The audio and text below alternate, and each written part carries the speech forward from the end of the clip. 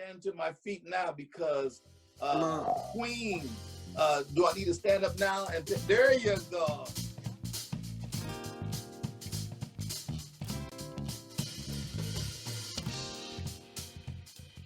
Well, we are here at another episode of Chatting with the Clays, and we're here on Super Bowl Sunday.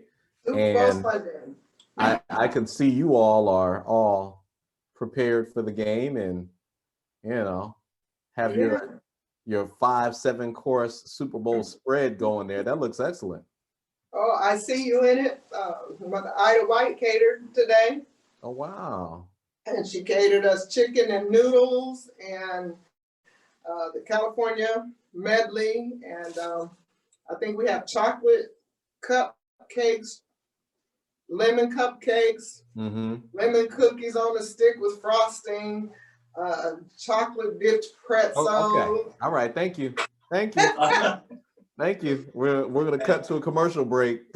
And your mother's favorite dip, or favorite cheese, or favorite cheese dip. Before you cut to a commercial, just know that we have kale and smoked turkey neck bones with cornbread. Okay. Okay, that's all good and So fair. it's Super Bowl Sunday, and we just want to enjoy, and we just thank God for the saints and the membership here that remembered us and wanted to, help.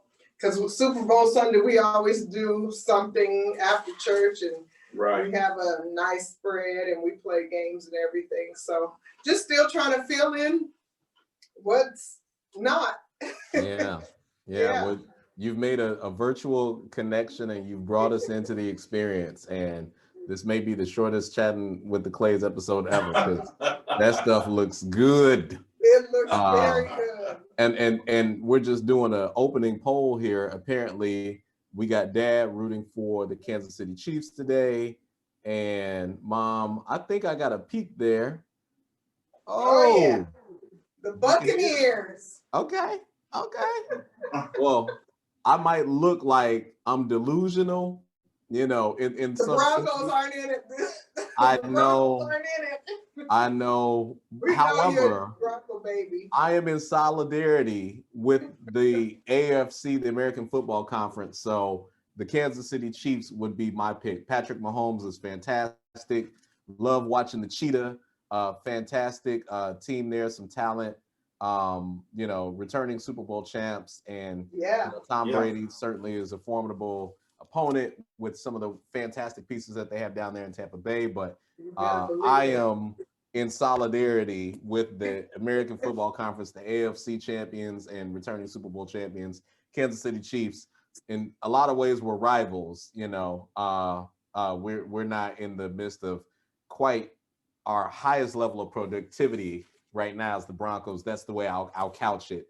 But if we're not in the Super Bowl, I'll tend to continue to lean toward the AFC teams. So I cast my vote for the Kansas City Chiefs. I'm not delusional.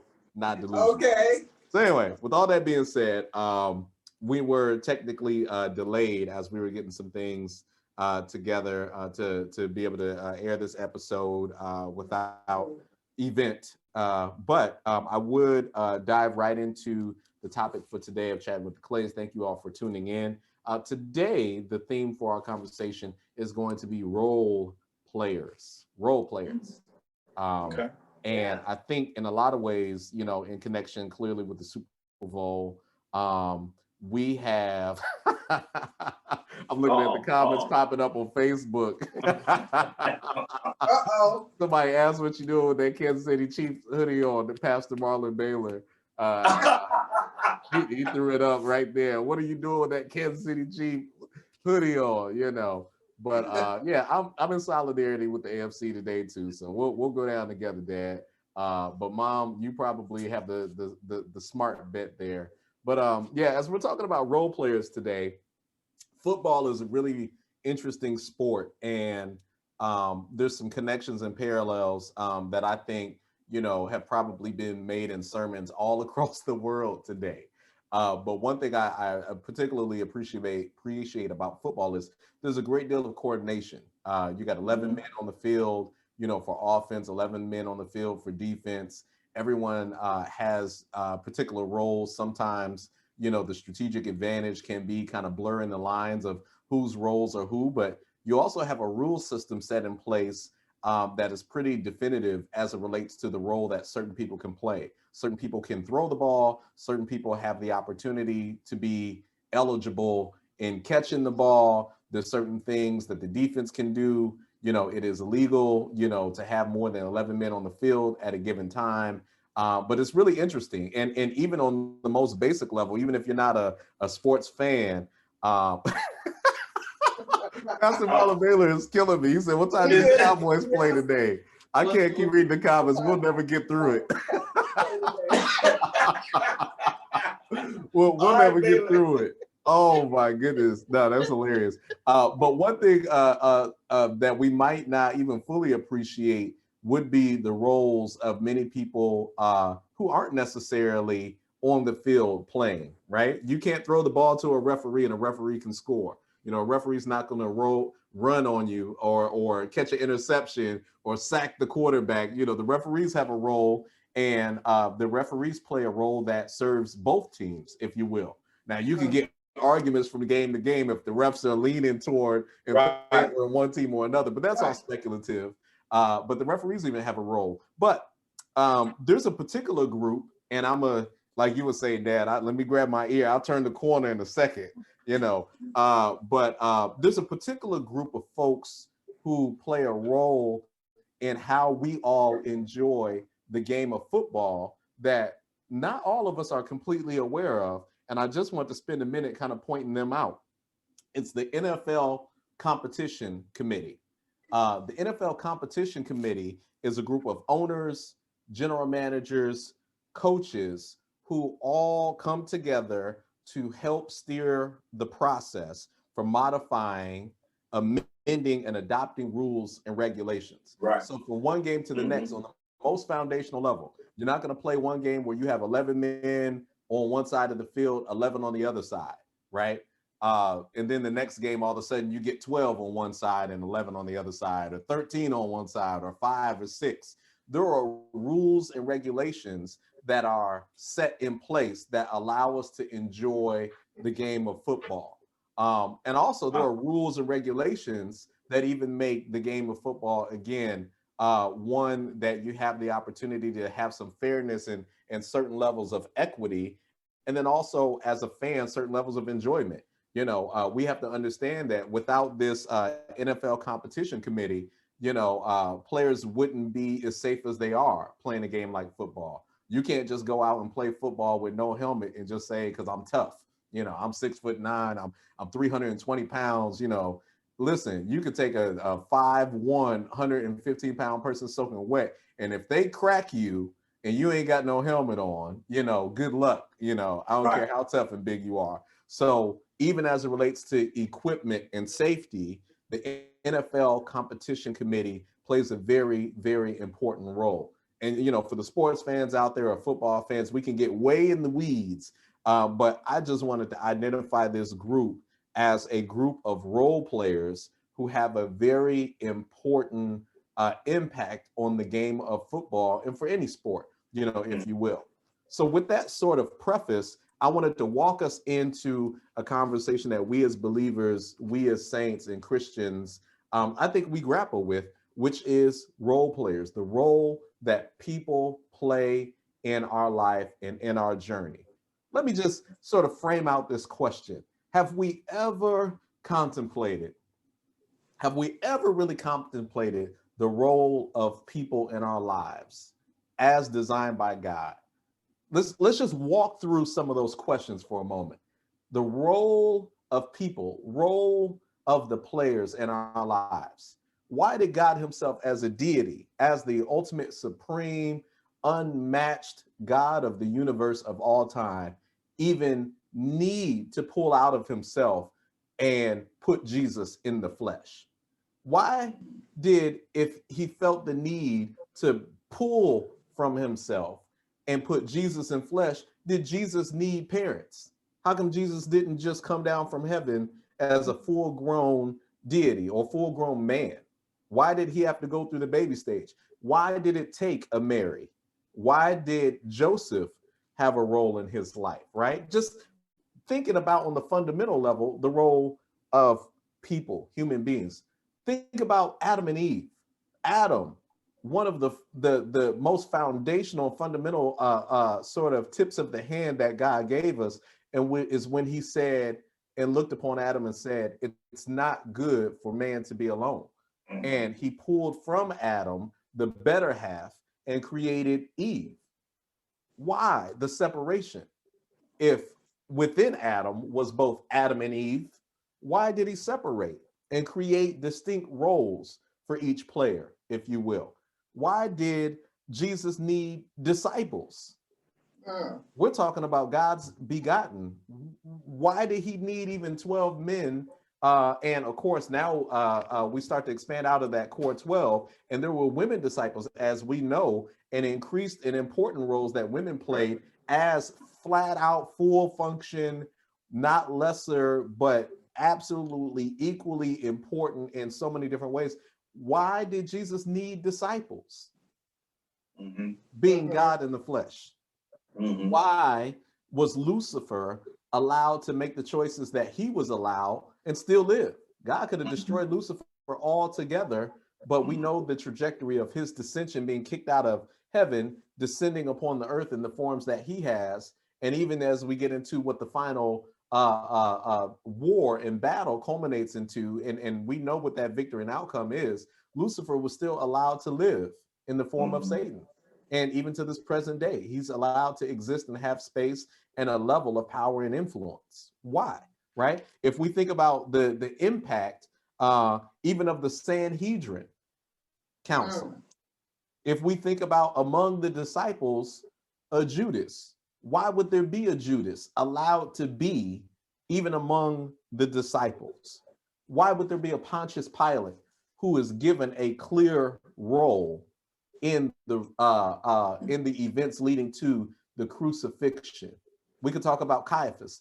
All of that being said, they're clearly in God's divine plan. There's clearly a significant and critical role for people or the players. And I would hypothesize that the better we all understand the role of people in our lives for or against us, and sometimes, and we'll get to this, there's a mix up between who's actually really for and who's actually really against us. Why these people are in those roles, the better we understand that, get a grasp of it, we can put our attention and our energy into the right things, understand God's plan, understand his path, and really be able to be more successful in navigating this life and walk with him. So that is my setup here for today's conversation about role players. Now, again, dealing with the Super Bowl today, I talked about the NFL Competition Committee. They impact playing rules, roster regulations. They influence the technology that's a part of the game. They influence game day operations, player protection, just a few examples of the role that this committee plays. So I'll keep coming back to them as we put a pin there that we're going to come back to in this conversation. We're going to talk about the NFL Competition Committee because they play a very important role for how we enjoy the game. But now let me get to the first question for you all. Give me an example. Yeah, oh yeah. We set you up. Yeah, no. Much better than the Dallas Cowboys have set their future up, by the way. You know, I don't know what they're doing down there. And I don't know what kind of individuals would even be a Cowboys fan in this day and age. But you know, give it all respect and honor to those that deserve respect and honor. Give me an example. All right, Billy, I'm waiting for you. First person coming to mind. Give me an example each, if you would, of a key role player in your life. Not saying the most important, because we won't put you in a position to have to choose. But who's been a key role player in your life? Talking about a human being now. And don't do one another. I know the pressure on married couples is like, my husband, my wife. Outside of you two, who's been a key role player? How about saying outside of us and outside of our parents? Because outside of parents, yep, outside of kids. Name one key role player who's been there in your life and why. Why have they been a key role player? I brought this gentleman up in one of our chapter declares. I don't remember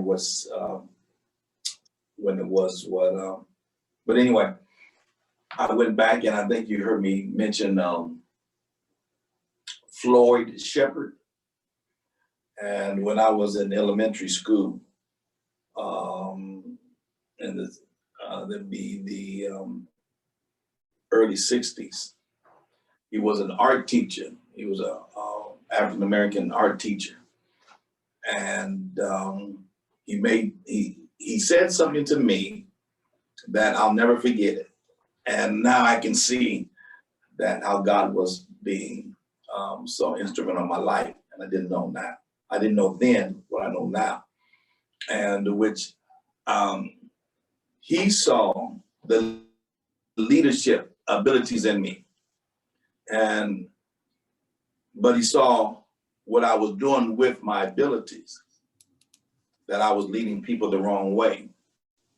And he said, and he actually chastised me one day because I just had the whole class just upside down. And he pulled me to the side. He said, you are wasting, in other words, you're wasting your ability. Yes, sir. He said, you are a leader. And everybody around you, you draw people like a magnet. And it said, you can draw people and lead them in the wrong way, or you can lead them in the right way to do. He said, you need to straighten yourself up. Mm-hmm. Because I was just acting up, and that has never left me. It wasn't about salvation, wasn't saved, but my art teacher saw the leadership ability that I had, and he was, and he started steering me in the right direction.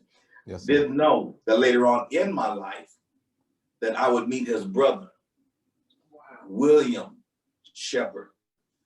And his brother saw the ability that I had, and him and the Terry, I can't remember Terry's last name, but no. I worked for the Central Iowa Regional Association of Local Governments. Mm-hmm. And I worked in the zoning department. They got together, every day I would come in and was rezoning street maps and whatnot for the state of Iowa. And when he called me into the office, the president, and they was going to send me to college with a full scholarship in drafting and blueprint reading. And I turned it down. Mm-hmm. Mm-hmm. But they saw the leadership that I had, didn't know. So that was a two. That's powerful. That's absolutely powerful. I have actually three. Yeah, pick one. That's at the top, but the two are together. The two are together. One. I can't. Let me see. You pulling the mama card. See, why do I even ask questions? I'm just gonna throw my notes. No, don't throw your notes. Don't throw your notes. I love your notes.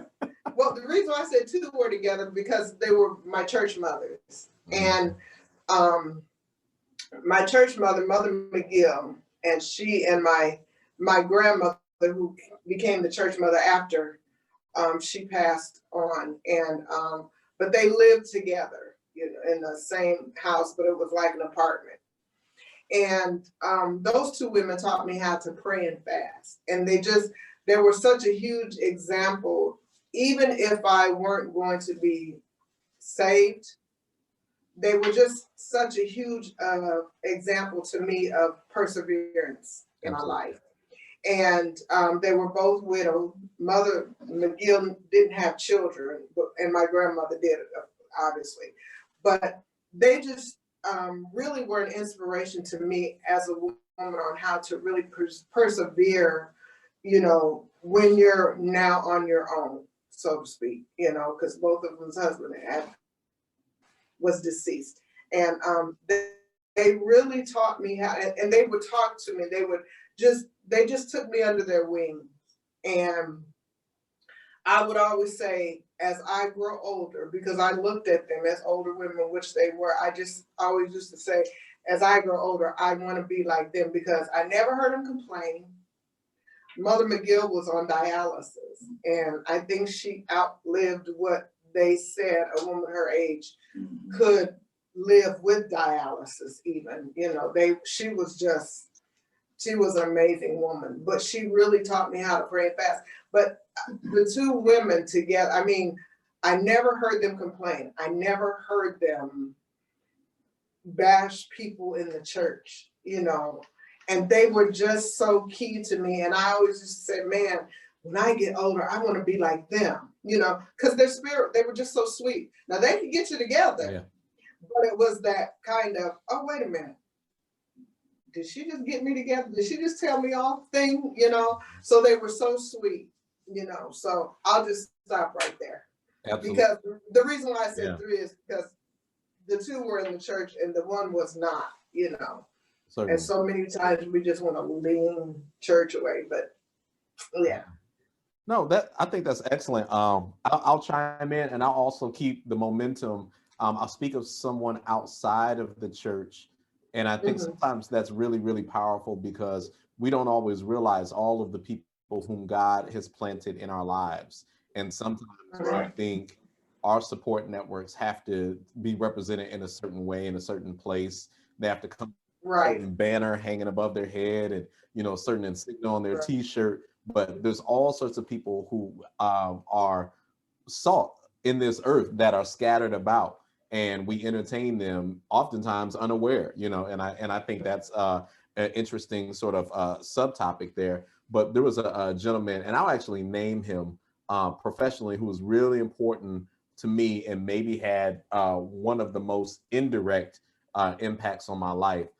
His name was Arnold Woods. Mr. Arnold Woods was a financial aid director at Grinnell College. When I worked at Grinnell College, I worked in the admission office. I was an admission counselor, and of course, we were connected to the financial aid office in some ways. And every now and then, I would make my way over to Mr. Woods' office, and he was an older gentleman, very, very veteran, very, very seasoned. He was the president of an NCAA chapter in Iowa, and just had a storied legacy. And I would just make time to just sit and listen. I wouldn't always have a good reason to talk to him, but I'd figure out something to say to him just so I could just get wisdom out of him. And, you know, Mr. Woods, and especially if he ever sees this, you know, old enough to be my grandfather. And still, you know, outside of having lunch with peers and contemporaries and just sitting with some of the younger folks, I would seek him out occasionally. And he said something to me that was really, really powerful. I was at a point in my career where I was getting ready to make some decisions as a young professional, trying to just grow and climb and be, you know, prepared and ready for the next level. And the advice he gave me, I'll actually just say on camera because it was powerful. He told me, he said, you know what? You're so young. And I was really extra young then. He said, you don't need to get caught up chasing money right now. He said, the thing you need to put your energy into is chasing valuable experience and responsibility and increased responsibility. And he said, even at some point, it makes sense to chase titles to a degree, you know. He said, but don't chase money. He said, right now, that's not what it should be about for you. And he's like, I get it. You got student loan and, you know, you're a young professional, you're getting started on your own and just trying to get settled as an adult in society. He said, but the kind of money, you know, that you'll get thrown at you right now, it's nothing compared to what you could position yourself for in the long run with your career.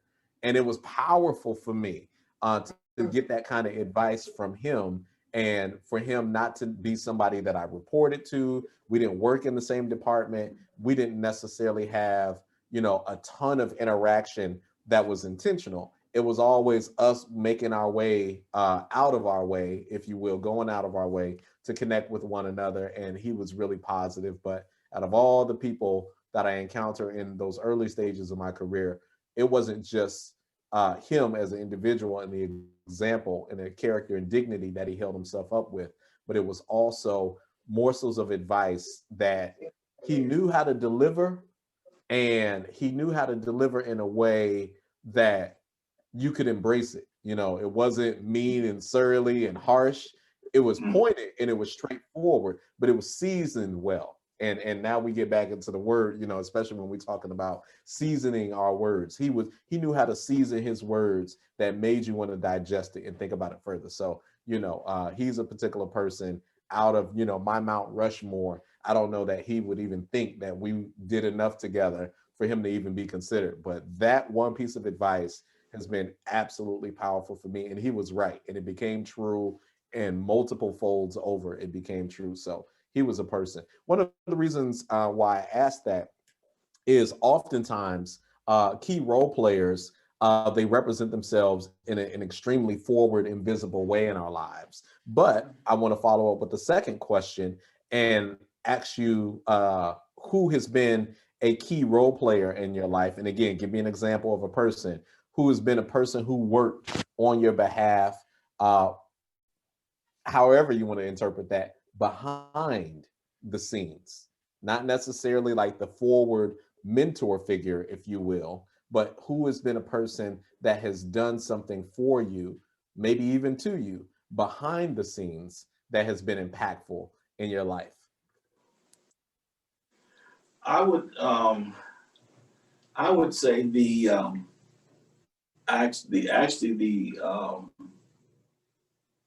first assistant presiding bishop of the Church of God in Christ, Bishop Macklin. Before he were in the position he is now, he was the international Sunday school president. Mm-hmm. And I was a jurisdictional Sunday school president of the jurisdiction of Iowa. And he's over the national. And so when I started going to the international church and was representing Iowa in the national church, I met him, and something had happened, and there was something that I would say blocked the channels of progression in a certain area. And I was in one of the meetings with all of these other national superintendents, and I was able to speak and fix the problem.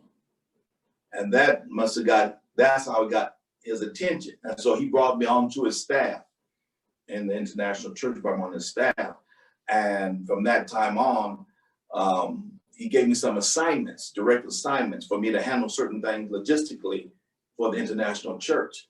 And I got them taken care of. And so he was just, I won't say amazed, but he was intrigued with the type of leadership ability. And I think I always call them movers and shakers, you know, and that's the type of person he is. And so from that time on, he would always been working on, you know, some things on behalf of and setting up.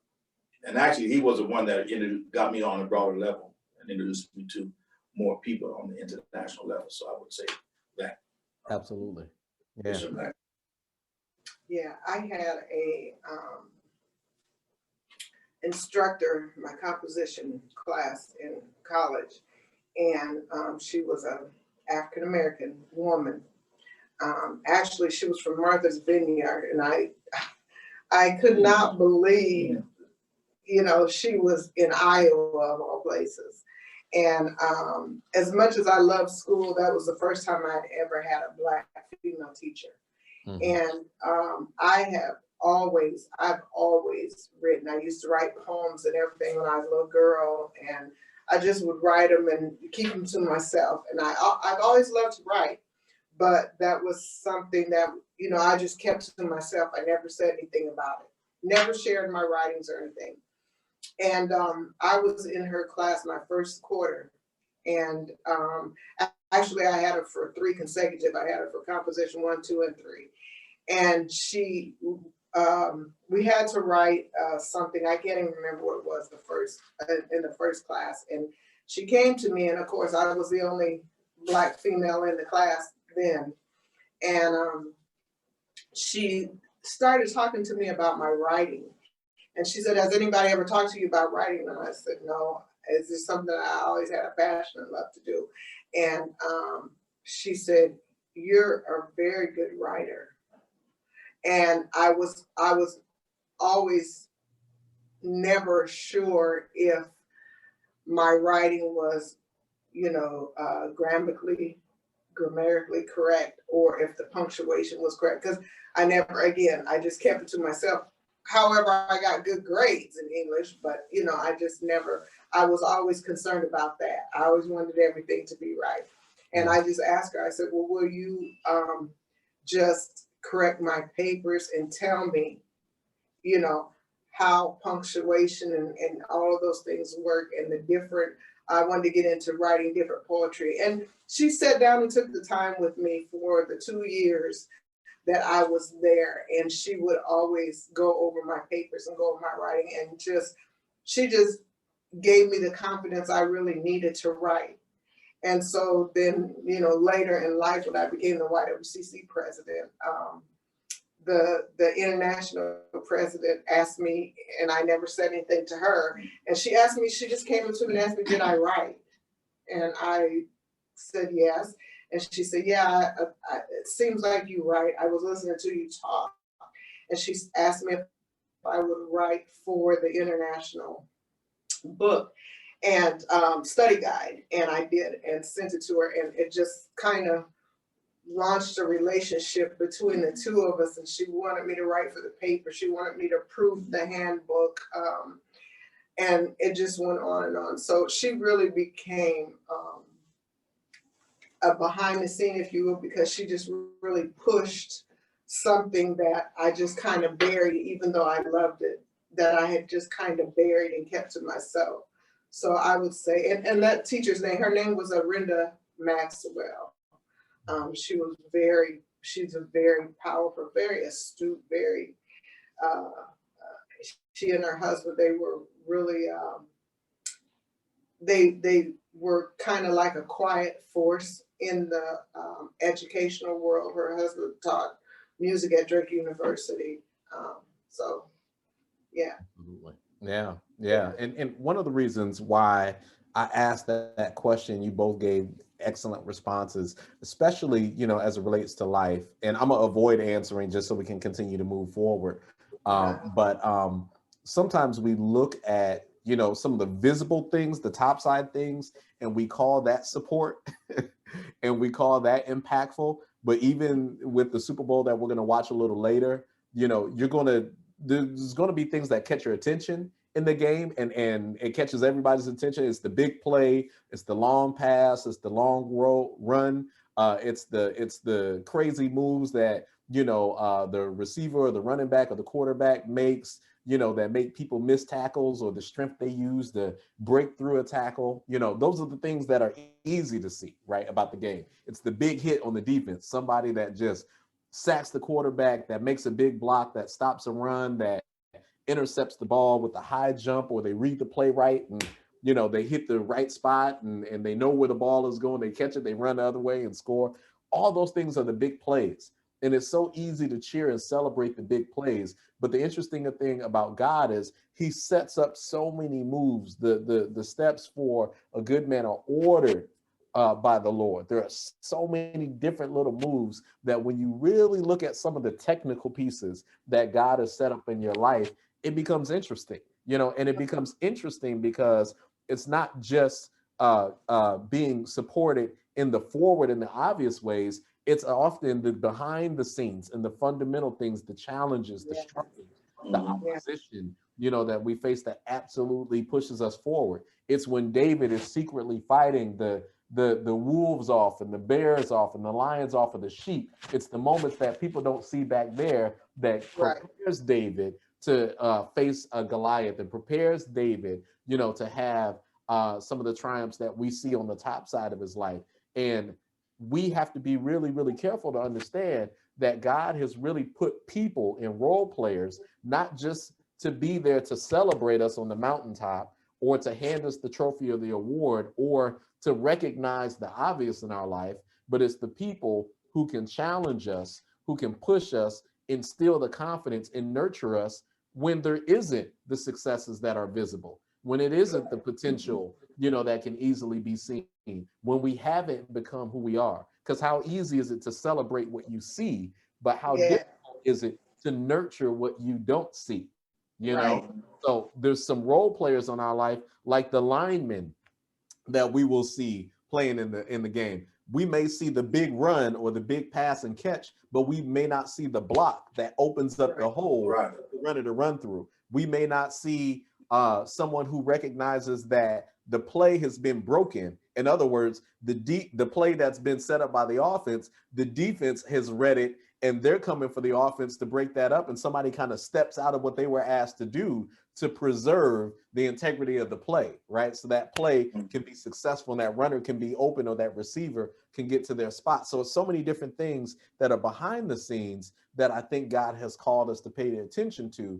And especially for young people or any person for that moment, we have to be careful not to despise the day of small beginnings and not just look for, okay, I'm here now, you know, okay, I see it now. Okay, it's clear to me the path and I'm gonna walk the path. We have to be careful not only to recognize those moments and appreciate the people who recognize it in us, but also to be able to be that for somebody else and not just celebrate the kid, you know, that has straight A's in schools, but find the opportunity to encourage the kid that might be struggling or may not show an interest in school.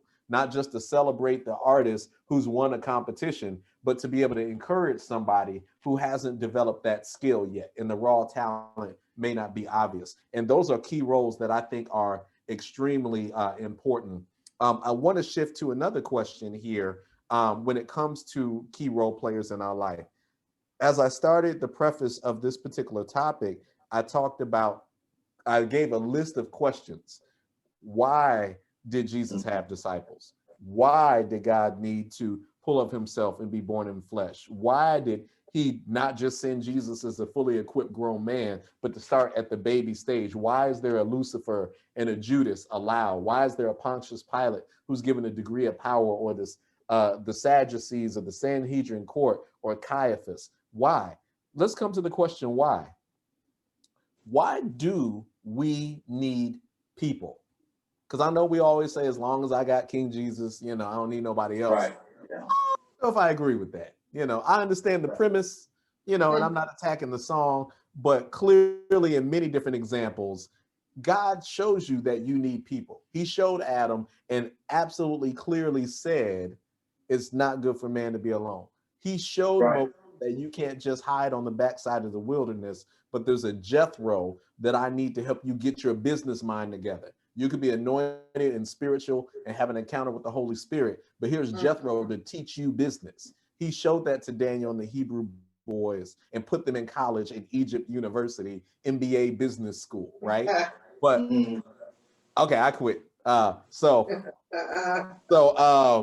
Why do we really need people, Dad? Listen,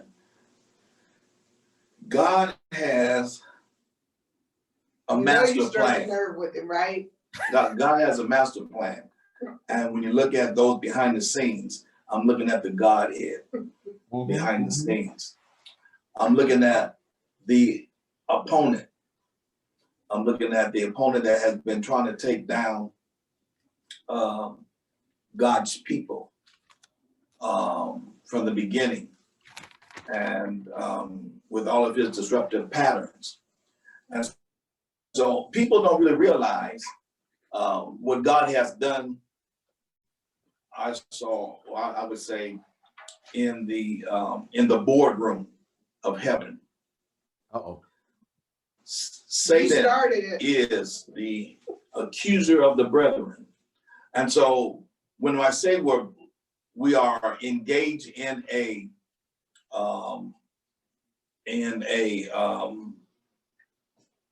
combative warfare, I don't want to use a game, but Satan has a team.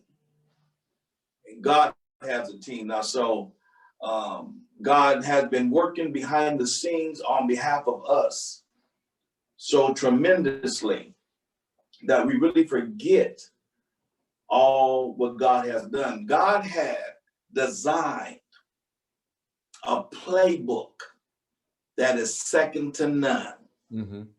Satan has a playbook. And so to let Satan know who is number one. The battle is between God and Satan, and we're the middleman. We are the man in the middle. And so God is the opponent, which is the adversary, which is the enemy. And God has laid out in his playbook everything to win this Super Bowl, heaven's Super Bowl. Yeah. And because God has placed people, we are interconnected with each other, and we really don't realize it. So are the connections that we have to one another as important as what we think to be divine predestination? It's very important, because remember, Jesus died for people. Yeah. When we talk about, I don't want to be bothered with people, and I'm tired of people, put brakes on that one. That's what Jesus came for. Yes, sir. God so loved the world. He loved people. Christ died for people. So we are connected. All souls are mine. We are connected with the ugly and the good. Mm-hmm. We're all connected. Yes, sir. And we will be connected until Christ comes and raptures his church. And we really don't realize it. So I hear you saying people have always been the middle of it in the first place. We've always been the center of God's attention. So therefore, people will always be in the middle of God's strategy for our life. Man is the nucleus. Yeah. Humankind. Yeah. Is the nucleus of God's plan. Yeah. Okay. Always been. Okay. But we really don't read. Listen, hold on. I caught that. Let me pass. There you go. No, that was a lateral, but that's how it is. Yeah. Well, say what you want to. Lateral pass. I handed it off too. Yes, sir. Yeah. And again, I think, and we need one another, because God said, Adam didn't say, God said when he looked at Adam, that it's not good for man to be alone. Right. Mm-hmm. So he knew that, because Adam, remember, he had dominion over everything. Yeah. So what more did he need? But God said it was not good for Adam to be alone. Why? Because he knew there had to be something that Adam could connect with that was like him.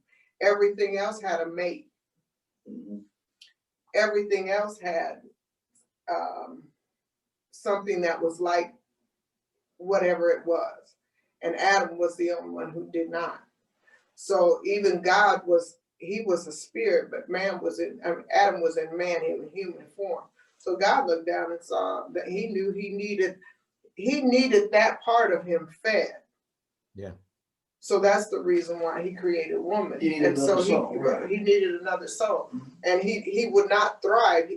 There was no way he could thrive by himself without another human being. Yeah. So we need that. No, don't stop. I just took a deep breath. Don't stop, because I had a plan. Yeah, I got another question. But I got another question though, Dad. But I got another question, Dad. Just let me get you. I was enjoying what you were saying. We can move on to the next question. So help me really dive into a understanding of the opponent piece of all of this. Mm-hmm. Because I think we spend a lot of time, and we did a couple episodes ago, delve into the concept of enemies, right? And especially, and we always act like we have no level of influence from the secular world that rubs off on us. But, about 17 years ago, someone really coined the slang and term hater, and it's been a part of our vernacular and conversation and thinking, since then. So, that's something that especially came from the world that we've been fixated on You know, since then, a million sermons have been preached on the topic of haters. But with all that being said and done, moving away from just this nebulous orbiting concept of haters in our life, let's think about opponents for a second. Let's just couch in the spirit of the Super Bowl Sunday, a focal moment on the concept of an opponent. What truly is an opponent? I'm not talking about enemy. I'm not talking about haters. I'm talking about opponents. When, especially that's personified, when we're talking about people, what really is an opponent? What is their role? Who are they to us? Help us understand a little bit, just focusing on how we define and identify and understand the purpose of a person who is an opponent. What is an opponent? Who is an opponent, and what's their purpose? An opponent. Go ahead. Go ahead. There you go. There you go. Go ahead. An opponent. When you think of opponent, it's opposing. And again, a lot of times we saddle things with the concept of what the majority is, but opposing doesn't necessarily mean it's negative. It's just something that's opposite of what you think or what you do, opposite of your way. So that's the opposing, because even when you look at the opponent, even as it comes to teams, you know, the opposing team is always studying the team that they're, you know, going against. Mm-hmm. They're studying them, Right. and they're not necessarily studying them because for the bad, but they're studying them because they want to know how to play them. Mm-hmm. They're studying them That's because powerful. how to play them. Right. They're studying them sometimes to pick up something good from them even. You know, what makes them the winner? What makes their defense so strong? What makes their offense so strong? So, you know, the opposing team is not necessarily your enemy. You can gain some great ground from it. First lady, listen, that was, I'm not gonna steal your thunder from, that was beautiful. But one thing, if I could add something to what you said, two parts of that. At the end of the game, opponents congratulate each other. Yeah. But then at the beginning of the game, the opponent, it gives to the opposite. It really makes us better. Mm-hmm. When you're against an opponent, it really brings out the best in you. Mm-hmm. You don't know what you have until you go up against an opponent. And it really brings the best out of you. So, believe it or not, Satan, his attacks from him has brought the best out of us that God has placed in us. That's why, if you go back to the book of Job, Job 2:4, Satan really studies man, and he's always studied man. And Satan tells God, listen here, the only reason why that Job is serving you, you got a head, Geronimo, but take it off and you'll curse you to your face. Because I know skin for skin, a man would do anything to save his own self. And God said, I tell you what, do what you want to do, but you will find that my people, when you attack them, the best comes out. Absolutely. When Job was attacked, the Bible declared that Job did not lose his integrity. Yes. If it had not been for the opponent. Dad, you said something. You said something super powerful. I said a lot that was super powerful, but you didn't give me all the credit for it. But go ahead and use that one. That's all right. That's all right. We're opponents. But you know what? Here becomes a really interesting conundrum. And Mom served this pathway up so beautifully. I got really excited. And Dad, you certainly continue to run this thing in this direction that I really think is powerful for me. I ain't gonna say anybody else, but for me, and this just happened to be recorded and broadcast. But the route to championship or success or victory is demonstrating that you've conquered your opponent, Yeah. right? Even with the Super Bowl today, if at the end of this game the score is 7-3 and the Chiefs, my AFC brothers, if the Chiefs have 7, Now Cowboys. nah. Okay. Who would? No, never mind. I'm teasing. So if the Chiefs have 7 and the Buccaneers have 3, the Chiefs win. If the Chiefs have 21 and the Buccaneers have 14, the Chiefs won, right? Mhm. The victory isn't in the score in football, in this example, it's in conquering the opponent as it has been defined. And for other sports, they define the terms of your opponent and achieving victory. But the concept that you all unlocked and really put in front of us today is the opponent becomes the gateway to the victory. Yes. And when you make your fixation on the person, then you've lost sight of victory. My whole point isn't to injure the Buccaneers team. My point is to overcome them as opposition en route to the victory.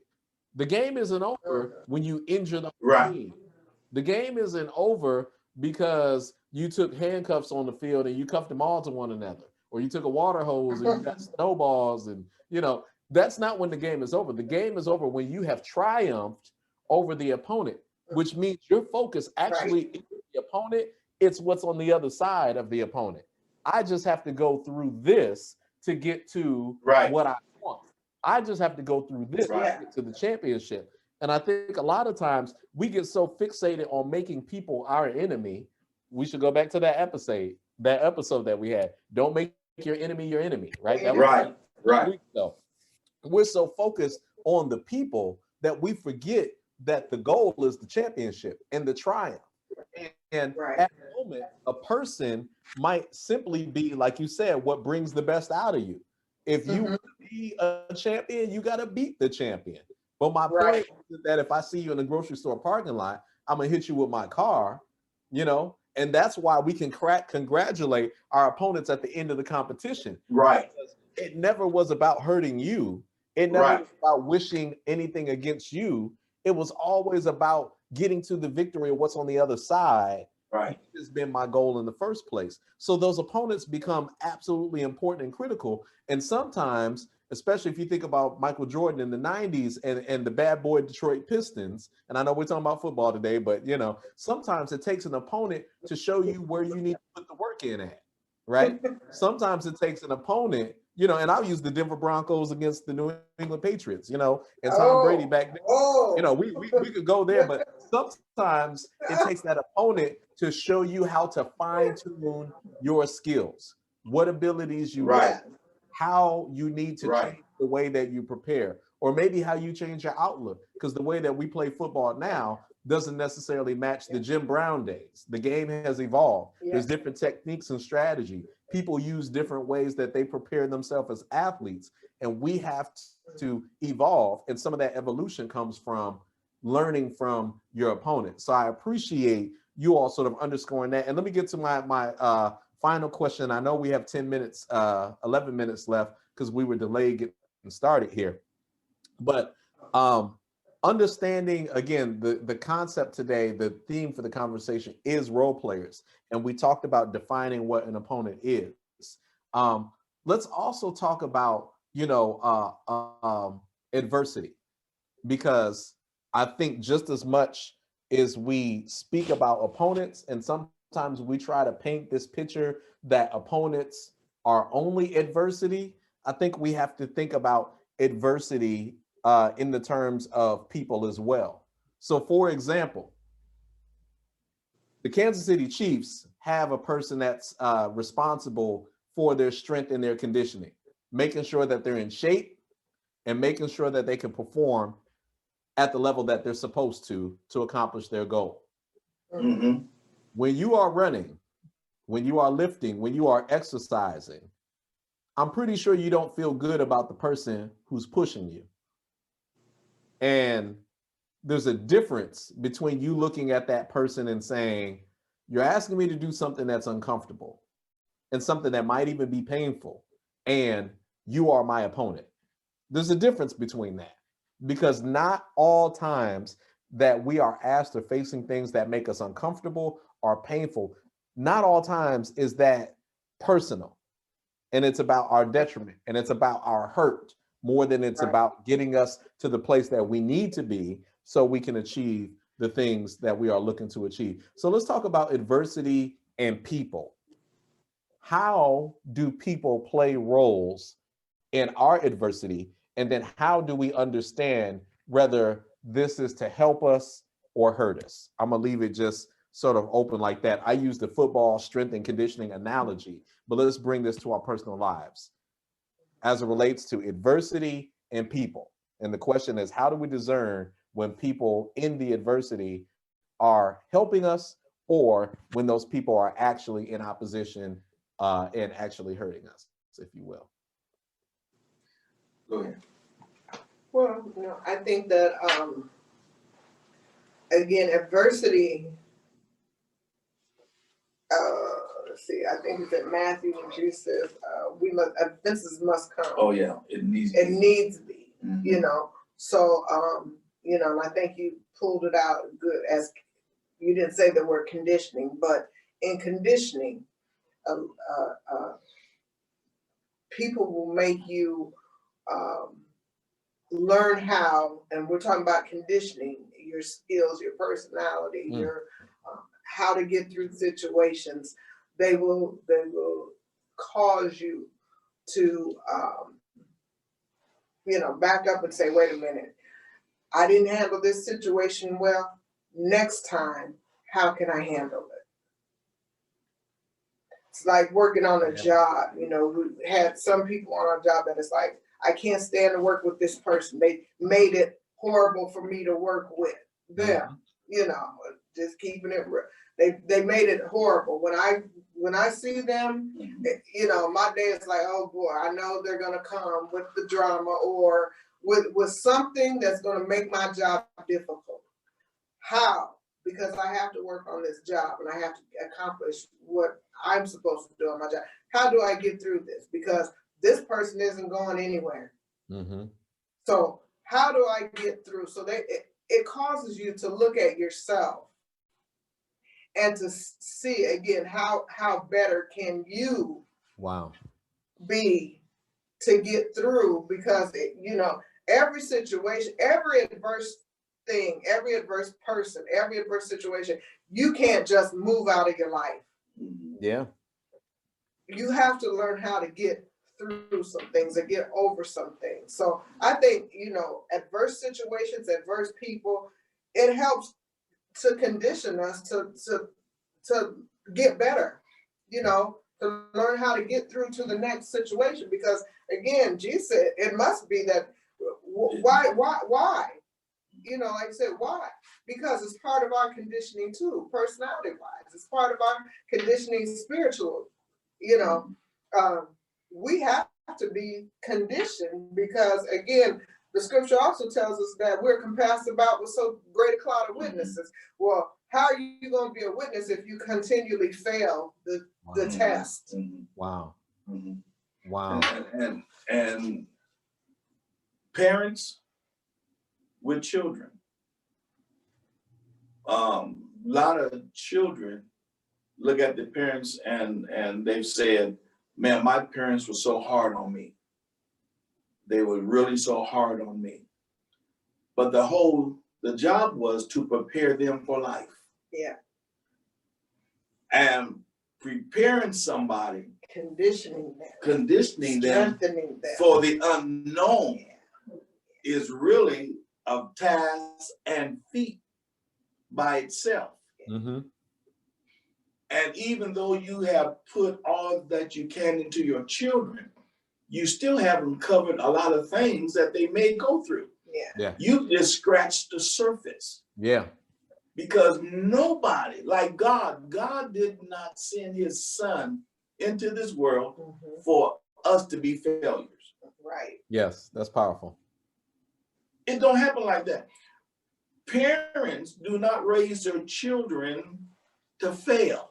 Now, failure comes not because you want it, but failure comes in increments.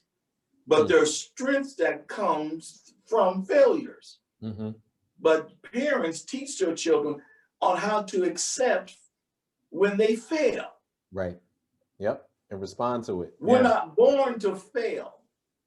Or we teach them how to persevere. Right. Through all of these, right. I think the scripture says dangers, seen and unseen dangers. Yeah. One person goes and says, I'm gonna try for the Kansas City Chiefs because we're gonna lose every year. Right. Right. Yeah. Who sits and says, I'm going to try out for, I remember, case and point. One time when you was younger and you came home and expressed to your mother and your father, that you were going to be a hurdler.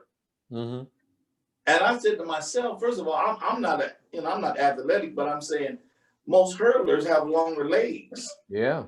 And I said, I could not picture you as being a hurdler. So one day I visited one of your track meets. And I came and I was really, my mind, you blew my mind. And I'm still today, I'm saying, how did he do this? Because I came back and told your mother, I said, listen. Because his mama told him he can do it. I said, that boy of yours, he good. He good. That boy good. He good. Good and terrible. I said, but he has an awkward form. I've never seen. It was raw talent back then. It was raw talent. It took a little while to refine. Raw talent. I've never seen a hurdler with that type of form. I told you that. And I said, he lays low. Okay, we got the job done. But my attorney's watching. All right, okay. This is slander. My attorney's watching. So anyway. But you know what? But you all hit something so powerful because, and again, I want to make sure it's delivered in an actionable format. When you take a step back and you really assess what you're going through and you really get away from just the emotional reaction, and I'm not saying you won't be emotional and won't have an emotional reaction. We're meant to feel, and as opposed to thinking we're supposed to be emotionless, maybe we need to lean into the emotion so we can understand it better and not be so rattled when emotions raise and represent themselves, right? But when we really look at it, the Kansas City Chiefs may say, man, our strength and conditioning coaches are terrible. I told them my arm hurt and they made me lift anyway. I started throwing up running, the 4-mile workout, conditioning workout, and they made me keep going. But at the end of the day, if you sit back and you go home, you say, well, actually, the whole point isn't that this person is putting on a different jersey and a helmet and they're on the other side of the field from me. They're on my team. And what they are doing may not feel good, but at least productive. At least it's moving me forward. It's not an attack on my character. It's not sabotaging me, And sometimes when we're in situations, we don't clearly see opposition and adversity in people. Right. We confuse adversity with opposition. And like you said, even with parenting, if my parent is saying, if you're not disciplined in doing your homework when I'm a child, then if I don't do my homework and my grades come out low, then now all of a sudden I can reflect back on the experience and say, wow, well, the opposition wasn't the parent. The adversity was they continued to challenge me to prioritize my time. And if I didn't have the ability to make that judgment on my own, then they made the decision for me and say, since you can't choose and how to balance and prioritize your time, I'm going to choose for you because I'm your parent until you demonstrate to me that you can make this a habit and make good choices for yourself. right? Mhm. And I think those are things that as adults, if we continue to go back to, we can understand people in the role that they have in our lives, because we talked about role players today, and the role for all adversity is not necessarily opposition.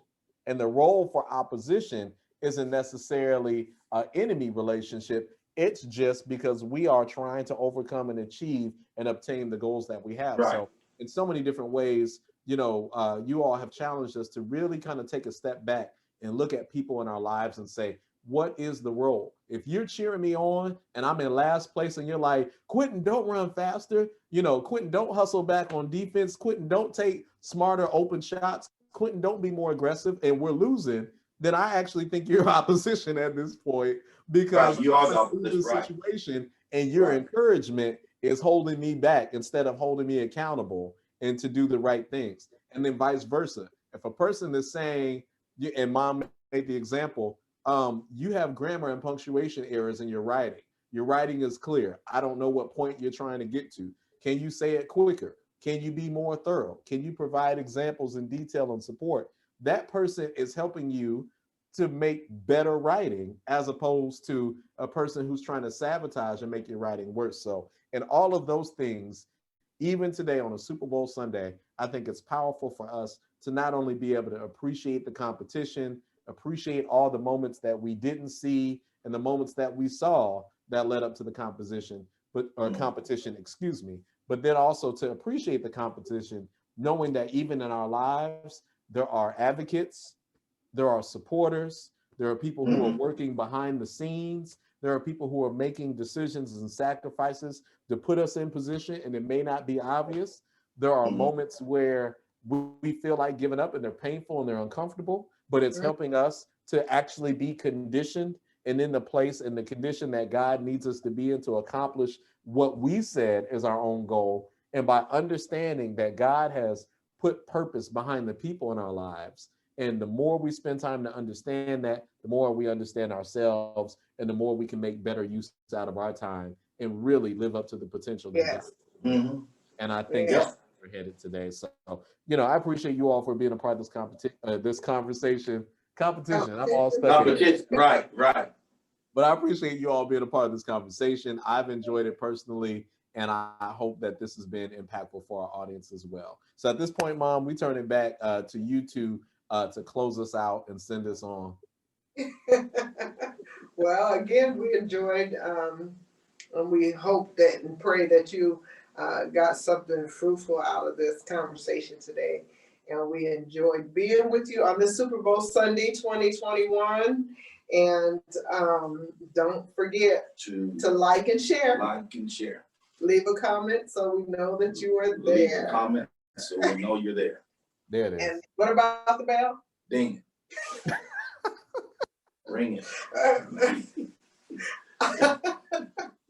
Boy, I don't know. Maybe by the end of all of this, whenever the end is, you'll get it about the bell. Yeah. But I can't wait to dive into my food. I'm going to go warm it up and eat it. But, thanks for taking this time to share with us today. And thank you, Quentin, again. Great job. For spending this time with us.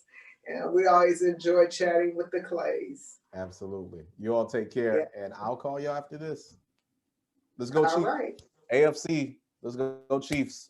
Buccaneers. Buccaneers.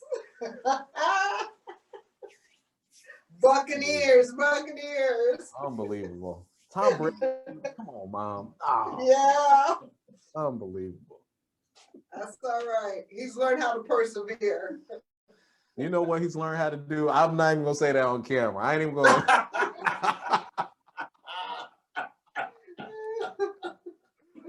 Oh, my goodness. No.